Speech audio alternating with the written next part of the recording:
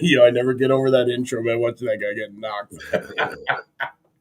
Yo, Slow Talkin motion. Fight fans, Knuckle Up fans, Knockout fans, thanks for tuning in to another wonderful installment of none other than our Knuckle Up Knockout of the Week, featuring my man Cedric, Benn, and myself as your host, bringing you the latest, the greatest knockout news of the week, and we will crown our champion.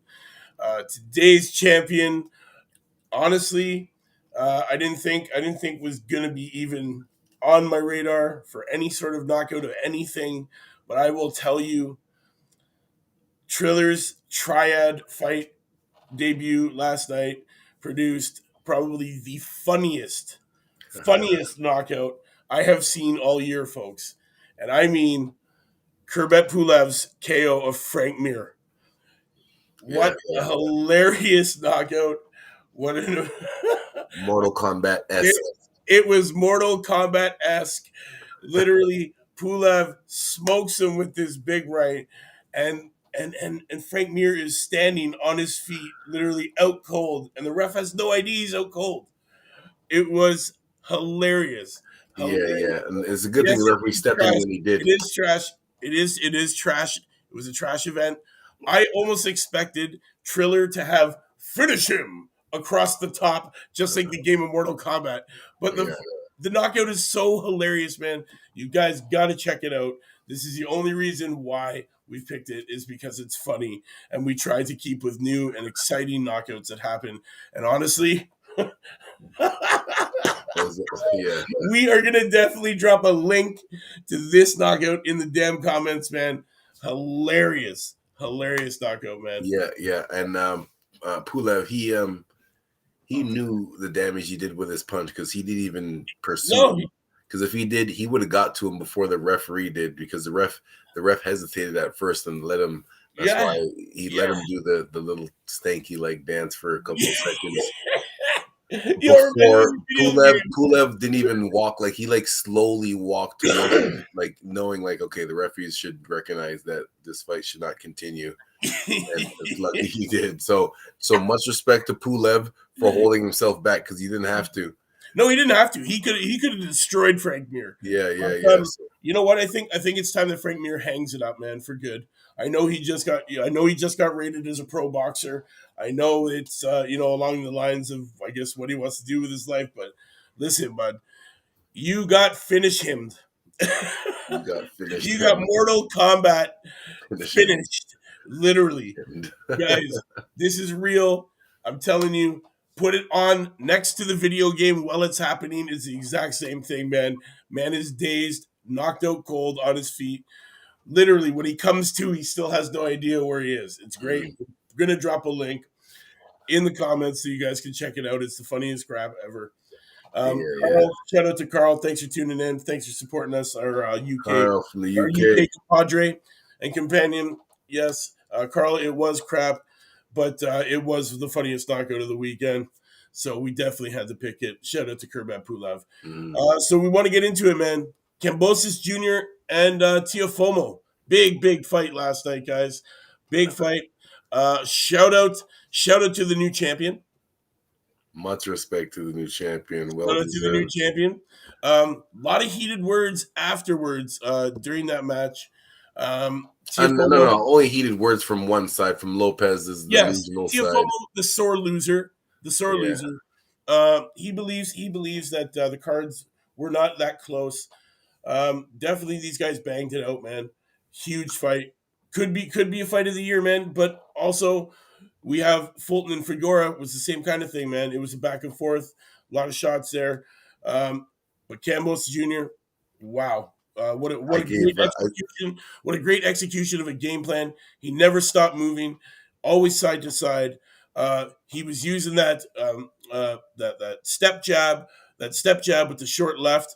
He was using that a lot, and then he was using his jab, honestly, to set up that overhand right that dropped Teofimo in the first round, and opened up that nasty, dirty cut over his left eye. And look at his face, man. Teofimo was eating punches all day on both sides from both of those combos. You know what? He was out. Teofimo got outboxed by the better boxer. I don't care what anybody says, man. I called for Tiafomo 5th round knockout because I like the kid. But honestly, the takeover, he ain't taking over shit. He ain't Uh, taking over shit. I'm sorry. Honestly, Takeover is definitely on pause right yeah, now. it's on pause right now. He's got to go back to the drawing board This now. But was what happens here? Does ring rust come into effect? The fact that it took forever for that fight to happen. The fact that Cambosis Jr. was in Tiafomo's head from the beginning. Talking crap about his family and making this man so angry that he wanted to come out, and he was determined to knock him out in that first round. He was determined, and you know what, man? I think he wasted a lot of energy in the beginning. Thoughts, Cedric? well, again, he was going for you could say the same thing about Hagler and Hearns when they wasted a lot of energy. They were just trying to take each other's heads off. So I think that's where it came from. That a lot of words came between them, and during the pre-fight between the dads too, and so a lot of times fighting off emotion doesn't work for you. It's like it doesn't make you fight better just because you're angry. Just like having, like we said, I said this before. When you getting road rage doesn't make you drive any better, right? Just like fighting, Right. getting angry when you fight is not going to help you fight any better. So that first round, Teofimo, his gas was on the pedal, like he was looking for a first round stoppage, like he was looking for it. And then at the end of the round, boom, and then that just changed everything. By the fourth, fifth round, well, first of all, I scored the fight. I got my scorecard right in front of me. 115 to 111 for Cambosis. I gave Lopez, for obviously the first round was a 10-8 round, and I only gave Lopez round 2, 3. I thought he came back in those ones, and 9 and 10. Everything else was a few close rounds, but Cambosis, he did it, man. He fucking did it. It's you never know, like, because all these guys, the underdogs always talk confident, like, I'm in the best shape of my life. I'm ready to do this. I'm ready to shock the world. They all say that. They all say that, but it's another thing to actually do what you're saying and not just trying to, you know, trying to make a fake belief out of yourself that is actually true, but to actually go out and execute your game plan, especially knowing that the whole world is expecting you to lose. That's one thing people don't realize, how much that weighs on you. Like, you're going into a fight, you're training, and everyone is expecting you to lose. This guy's already talking about his next opponent, what he's going to do after this, and he's going to move up weight classes. Teofimo was talking about unifying at 140 and doing this, and he doesn't need Devin Haney and da da da da da, and everyone's just looking at you like a stepping stone, and you still have to be mentally strong to get through that and still stick to your game plan. And Cambosis did it, man. Much respect to him. That's the Yeah, underdog. Yeah, man. underdog, It was like a 10 underdog to and the 1. It was like champion. a 10 to 1 underdog. Yeah, that was a big one, man. That's when I was sending you the bets on. You picked that any round, man. It was good. That was definitely much Let's go. respect to Cambosis, man. Jeez. Yes, definitely huge, definitely huge. Big win for Australia, man. Really, really stepping it up there. Their prospects, man. Hey, look out for them. They And need. again, much respect to Cambosis after the fight. Even after Teofimo was being a sore loser, he said, "Listen, I won the match. I'll give you the rematch. We'll do it in Australia in front of 80,000 people.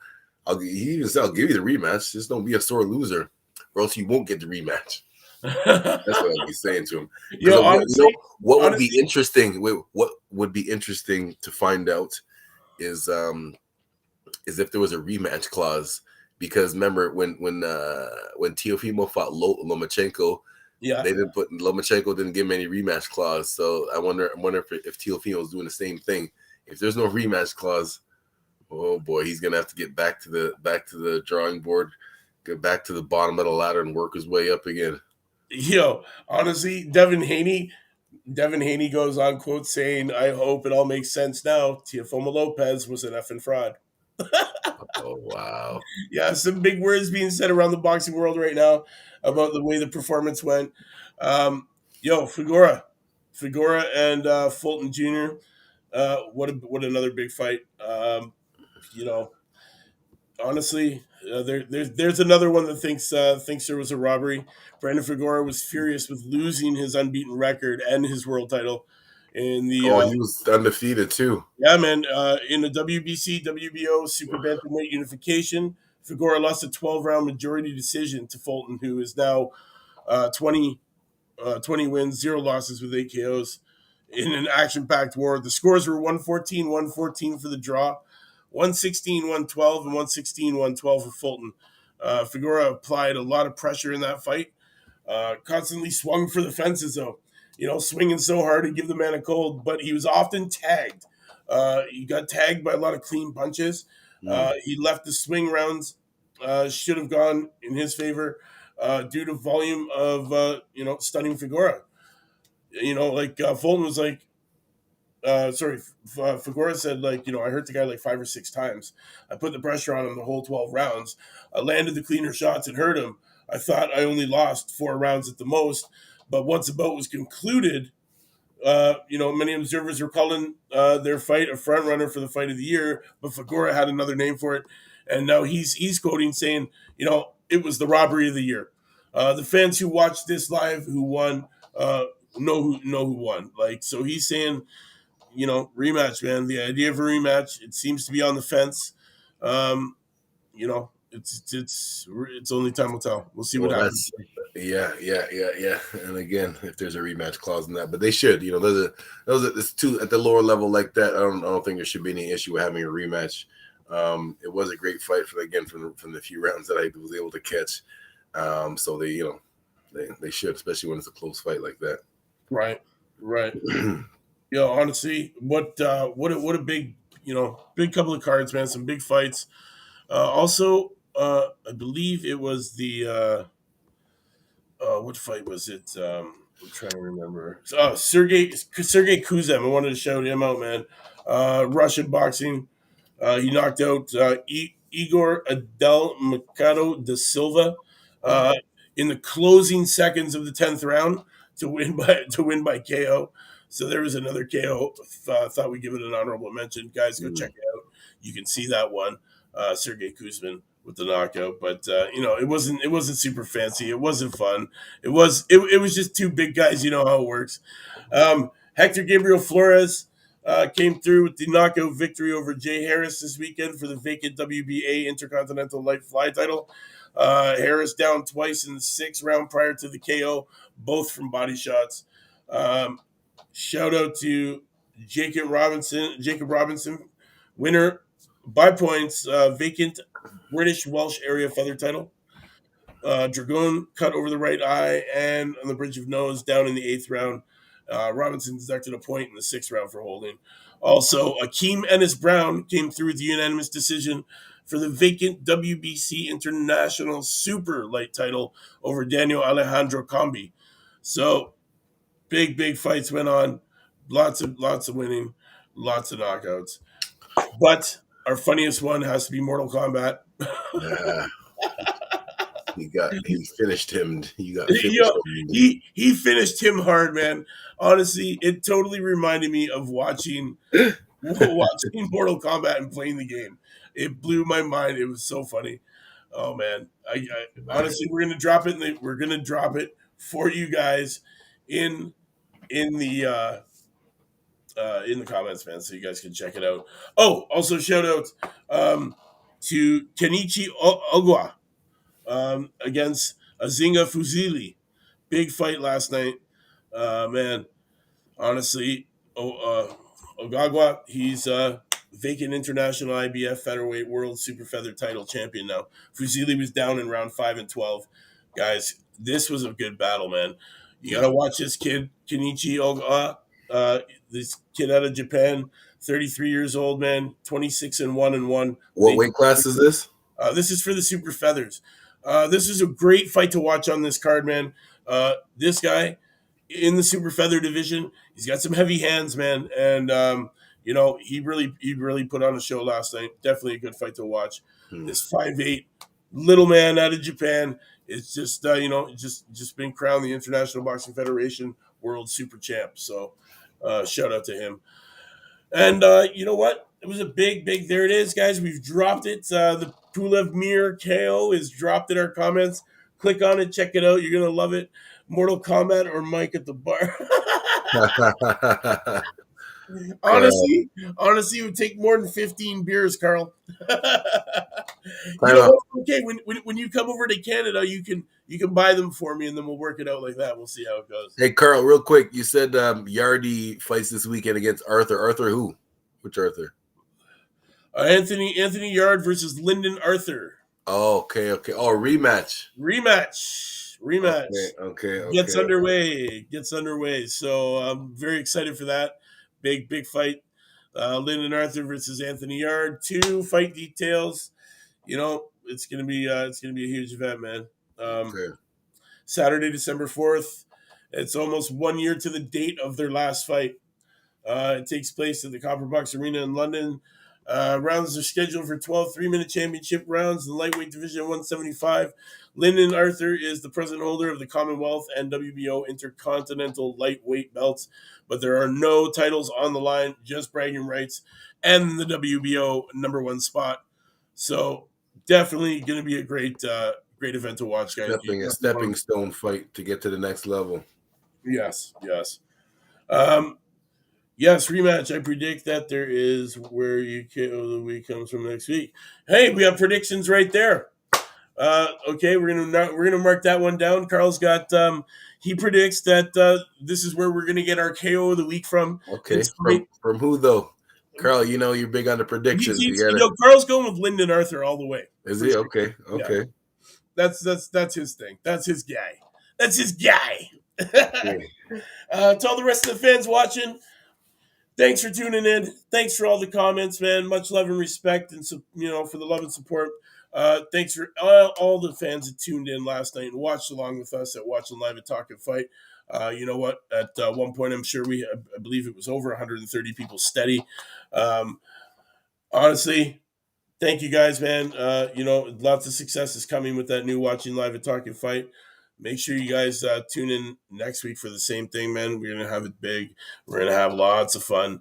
Don't miss out. You know what? Shout out to Kubrat Pulev for our KO of the week with his finish him, a.k.a. the Mike or Shovel. With over Frank Mir. Guys, it's in the comments, man. Just click that link and you can watch it. It's hilarious as hell, man. And you can drop comments. Tell me it doesn't look like Mortal Kombat. Cedric, thanks again, man. Always a pleasure. To our fans, you know what it is, man. TalkinFight.com. Go hit that subscribe, man. Set up the reminders. You don't want to miss it. We bring it to you live every day.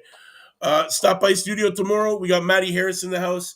Also, I think I'm being joined by Tim Witherspoon as a special guest host for the Matty Harris fight. Matty Harris coming off his debut victory last Thursday. Get him back in the studio. It's great. It's awesome. We're going to talk to him about it. Big 6'8"er out of the UK in the heavyweight division, man. Definitely a great opening fight. We're going to talk to him about that, and and hopefully Tim can join us. I know he's a busy man, but it'd be great. To all the fans, thanks for tuning in. It's your man Mike Ord for Knuckle Up Knockout of the Week winner, Kubrat Pulev. Shout out to you. Shout out to all the fans that left comments. Shout out to my man Carl out in London. Cedric, you know what it is, man. Yeah. Yo, it's the knockout of the week, baby.